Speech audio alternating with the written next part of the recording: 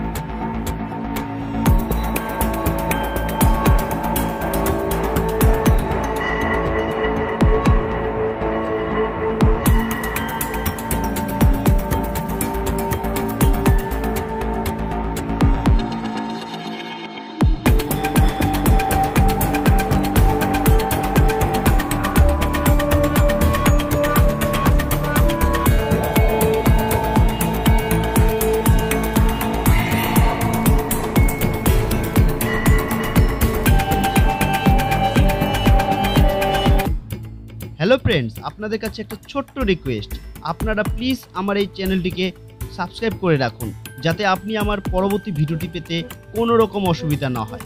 আর হ্যাঁ, আপনারা অবশ্যই জানান আপনি কোন বিধানসভার অন্তর্গত এবং কোন দলকে সাপোর্ট করেন, জানান আমার কমেন্ট বক্সে।